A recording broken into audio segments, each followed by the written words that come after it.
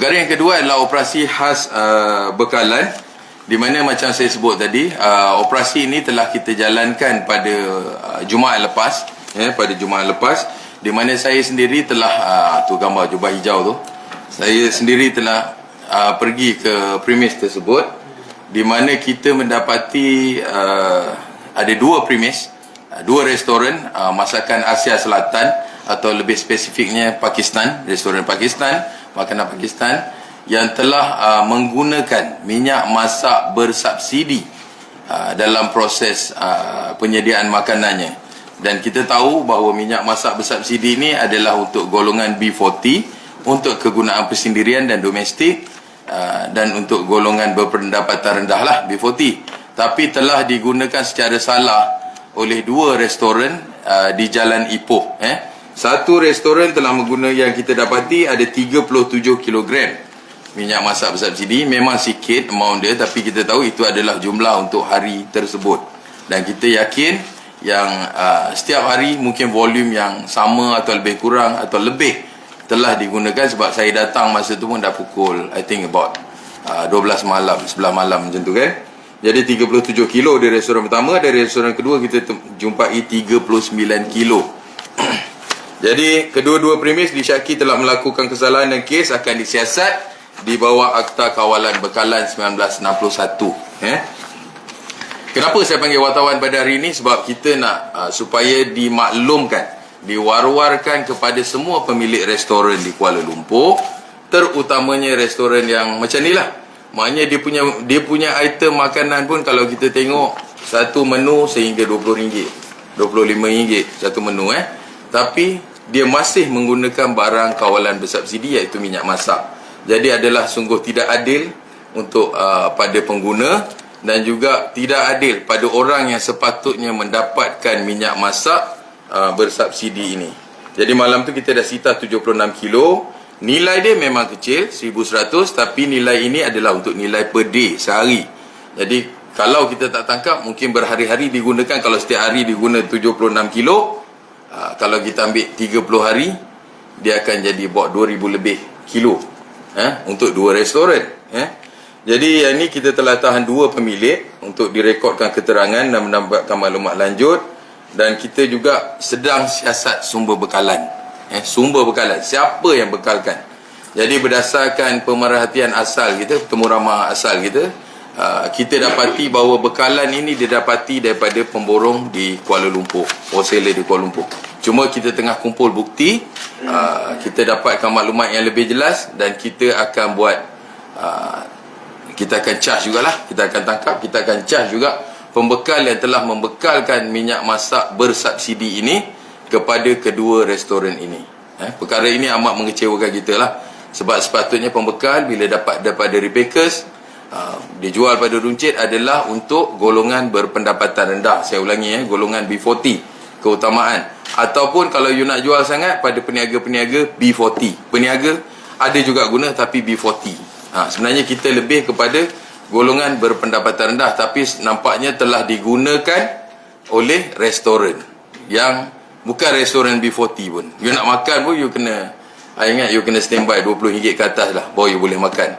You tahu kot restoran-restoran Jalan Ipoh, restoran Pakistan ni kan, memang dia punya makanan bukannya menu-menu yang murah-murah, tapi menggunakan barangan bersubsidi.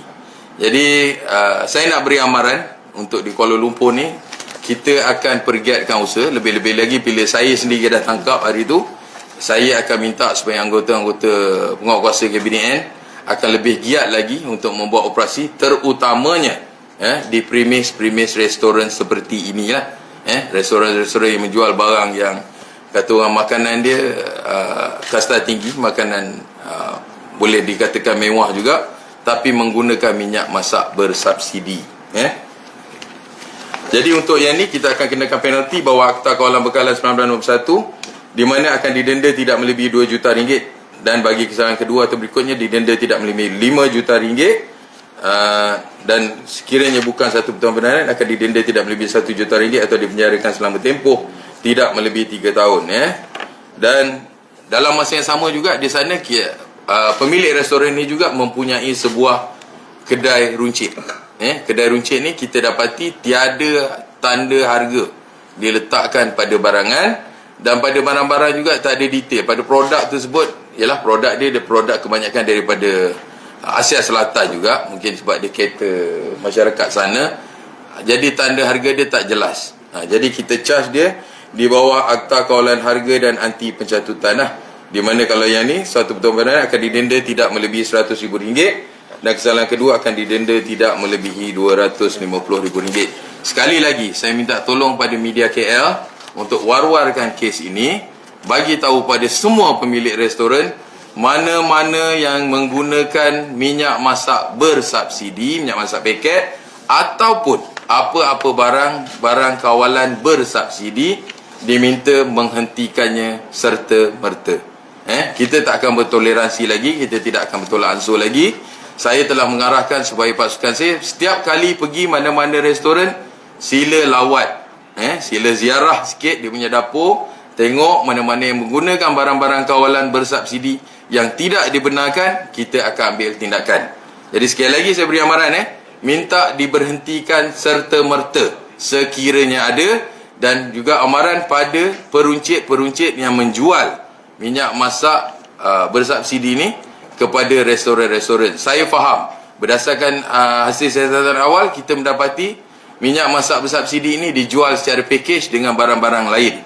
Dijual dengan maksudnya kalau you beli minyak masak, you kena beli dia punya beras, you kena beli something, everything you kena beli kat situ, then baru you dapat minyak masak. Sekiranya ada yang buat, kita tidak akan teragak-agak, akan mengenakan tindakan di bawah Akta Kawalan Bekalan pada hari ini.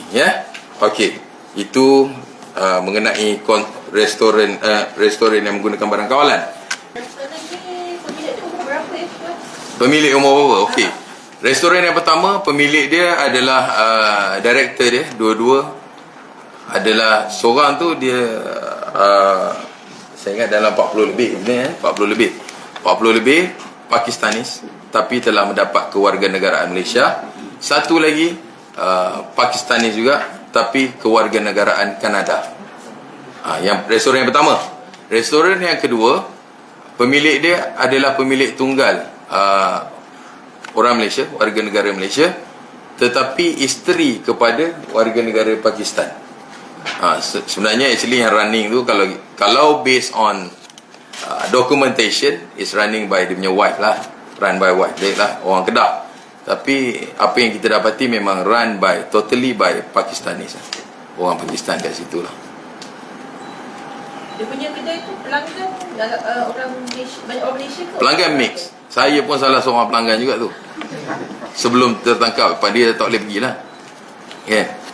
It's not because dia punya barangan, bukan restoran tu tak bersih ke apa, tak. Cuma dia salah menggunakan barang kawalan bersubsidi, minyak masak tu lah. Dari segi kebersihan, dari segi apa, saya tak kata apalah. Cuma mungkin nanti rasanya kita akan ajukan juga pada immigration dan juga DBKL, Jabatan Kesihatan, untuk tengok balik lah restoran ni. Sebab hari tu bila kita dapati salah seorang pekerja dia, bila kita minta pasport tak ada, permit kerja tak ada, alasannya ialah di pejabat, semua simpan di pejabat. Jadi saya pun tak faham kenapa bila bekerja you tak bawa pasport you, tak bawa sebarang dokumen you tak ada. Tapi kami bukan di bawah bidang kuasa kami, jadi kami akan pass pada immigration lah, minta immigration untuk ambil tindakan susulan. So far dah kena pasti pembekal yang membekalkan minyak masak subsidi itu? Restoran yang pertama belum dapat menyatakan secara jelas, betul? Belum dapat menyatakan secara jelas di mana dia beli minyak masak tu. Itu masih lagi dalam soal siasat lah. Tapi restoran yang kedua telah menyatakanlah tempat di mana mereka membeli dan memaklumkan bahawa pembelian adalah secara bersyarat. Maksudnya kalau dia nak beli minyak masak ni, dia kena beli some ada items lah. Dia beli ada items tu, baru dia dapat minyak masak tu. Kita dah kena pasti, dan kita akan ambil tindakan. Mungkin I think by this week kita akan buat tindakan. Apa tindakan kepada pembekal, untuk amaran kepada pembekal-pembekal yang ini tak ada amaran. Barang-barang subsidi ni kita dah ada amaran dah, kita bawa court je. Bawah AKB lah, kita tak ada amaran lah. Sebab ni barang kawalan bersubsidi. Benda ni dibangkitkan oleh Yang Berhormat Perdana Menteri sendiri. Yang ni pun dalam ops tiris. Maknanya dari segi barang kawalan bersubsidi is very serious offence lah. Untuk ini kali pertama ke membangkitkan restoran yang menggunakan barang subsidi ataupun sebelum ni pernah ada tangkapan atau sebagainya? I think sebelum ni kita pernah buat. Tapi dah lama lah. Dah lama lah kita buat. Dan kita pernah bagi amaran sekalipun. Cuma yang dulu dia melibatkan restoran India Muslim. Dan saya rasa lepas kita ada sesi, lepas kita buat tangkapan tu, kita ada satu sesi macam orang panggil advokasi. Kita pergi one by one restoran, kita nasihatkan jangan guna. Dan Alhamdulillah saya rasa setakat ni lah banyak restoran India Muslim yang bila kita buat pemeriksaan dah tak menggunakan lah. Selepas kes yang I think about 2 years ago lah, last 2 years I think, yang tu saya tak boleh namakan, tapi quite famous juga restoran tu. Dia banyak restoran famous yang guna ni. So kita dah ambil tindakan lah. Tapi yang ni mungkin dia dah jadi trend pula kan, restoran Asia Selatan ni, restoran Pakistan kita panggil ni kan. Kalau itu polis di BK Elmer, rush di Jalan Silang, kita mungkin akan tumpukan pula pada premis-premis di Kuala Lumpur lah, especially yang pemilikan warga asing. Alasan dia warga asing ni bila dia mengendalikan restoran, dia tidak tahu yang itu adalah barang kawalan. Alasan saya panggil itu alasan. Sebab tadi istilah tak tahulah, once you berniaga you kena tahulah. Alasan yang diberikan oleh pemilik restoran warga asing, mereka tidak tahu bahawa minyak masak ini adalah barang kawalan bersubsidi. So jadi kita akan, satu, kita buat advokasi, but in the same time saya rasa untuk barang bersubsidi kita akan lebih kepada penguatkuasaan, bukan lagi advokasi. Sebab kita pernah buat advokasi sebelum ini. Lepas ni masa ni KPDK akan buat macam break lah untuk pastikan. Yes. Lepas tu saya minta dia beri amaran, kalau dia orang boleh berhenti sendiri, jadi tak kami teruk sangat nak rush kan. Tapi kalau masih berdegil, maksudnya kami terpaksa lah. Memang kami akan terpaksa menggunakan penguatkuasaan lah. Sebab tu saya minta supaya media sebarkan pada restoran-restoran, jangan gunakan minyak masak kotak ni, minyak masak bersubsidi ni. Kena bagi tahu pada restoran-restoran ni, kena sebarkan. Maksudnya lepas ni bila dia orang tak guna, kita jangka dia, yelah macam ni contoh kalau you kata sehari 40 kilo satu kedai, 40 kilo kalau dia kali sebulan dah 1,200 kilo.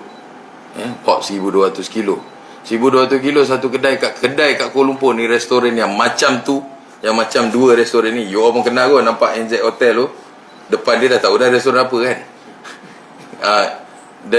Kalau satu kedai dah guna dekat 1,500 kilo kata kan, kalau ada 10 kedai, ini semua adalah kuota untuk orang berpendapatan rendah.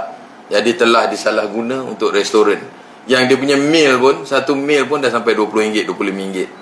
Tapi minyak masak dia pakai minyak masak RM2.5. Shameful lah, memalukan lah bagi saya. Maknanya benda murah you guna masak, tapi you charge harga mahal. Bukan saya komplain sebab saya makan situ mahal, tapi rasa frust lah bila kita tengok kat dapur dia guna minyak masak yang minyak masak barang kawalan subsidi. So saya rasa Jabatan Kesihatan pun saya akan minta tengok jugalah dari segi struktur dapur dia kan. Kita nampak kat luar tu hidangan dia memang cantik lah, nasi besar macam tu kan, dengan nasi color orange, color kuning, semua dia nampak sedap. Tapi tengok kat dapur jadi tak sedap.